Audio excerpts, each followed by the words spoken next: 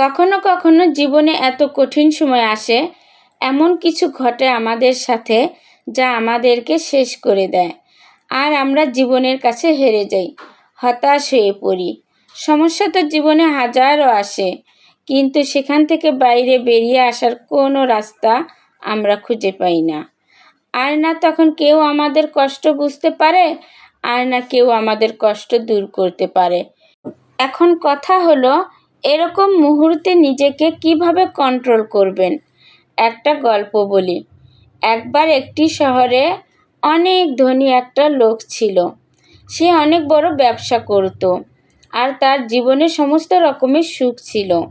বিলাসিতা বলতে যা প্রয়োজন তার সব কিছুই ছিল। কিন্তু একদিন তার জীবনে এমন সময় আসে যে তার ব্যবসায় অনেক বড় ক্ষতি হয়ে যায়। তার সমস্ত সম্পত্তি নিলাম হয়ে যায়। সে সারা জীবন যা কিছু অর্জন করেছিল সেই সব কিছু কিছুদিনের মধ্যেই শেষ হয়ে যায়, আর রাতারাতি তার সব কিছু বদলে যায়। এমন অবস্থায় সে এতটাই ভেঙে পড়ে যে সে মনে মনে ভাবে, এই জীবনের থেকে ভালো আমি এই জীবনটা শেষ করে দিব, আত্মহত্যা করে নেব। আর এটা ভেবেই সে শহর থেকে অনেক দূরে একটা পাহাড়ের উপরে যায়। সেখান থেকে সে লাফ দিয়ে আত্মহত্যা করবে। আর যখন তিনি ওখান থেকে লাফ দিতে যাবে, তখন ওখানে একটা লোক বসা ছিল। বসে থাকা লোকটি তাকে লাফ দেওয়া থেকে আটকালো এবং জিজ্ঞেস করে, তুমি এখান থেকে কেন লাফ দিতে চাও? তখন লোকটি বলে, আমার জীবনে এমন একটি সময় ছিল যখন আমি অনেক বড় ধনী ছিলাম, কিন্তু জীবন আমার সাথে এমন খেলা করেছে যে আজ আমার সব কিছু হারিয়ে গেছে। আজ আমার কাছে কোনো কিছুই বেঁচে নেই। তাই এমন জীবন নিয়ে আমি কি করব? এর থেকে ভালো আমি নিজেই নিজেকে শেষ করে দেব। তখন ওই বসে থাকা লোকটি তাকে বলে, তুমি তোমার সম্পত্তি হারিয়েছ, নিজেকে হারাওনি। সম্পত্তি রোজগার করার ক্ষমতা, বুদ্ধি তোমার কাছে কালকেও ছিল, আজও আছে। সময়, পরিস্থিতি এগুলো বদলে যায়।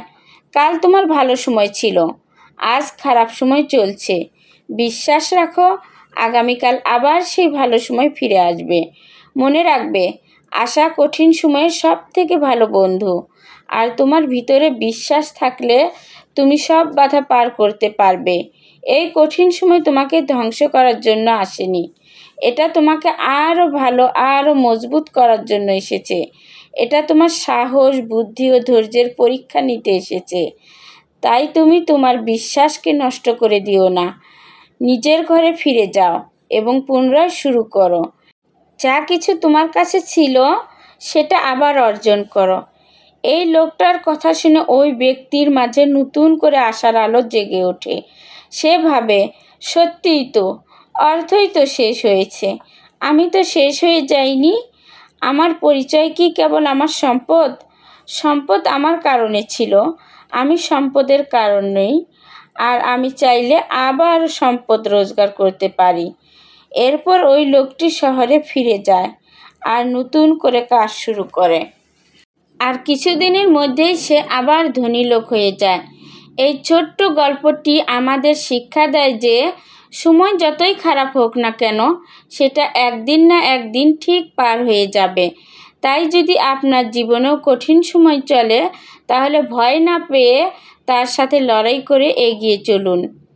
মনে রাখবেন, রাত্রি যতই অন্ধকার হোক না কেন, সকালটা অবশ্যই আসবে।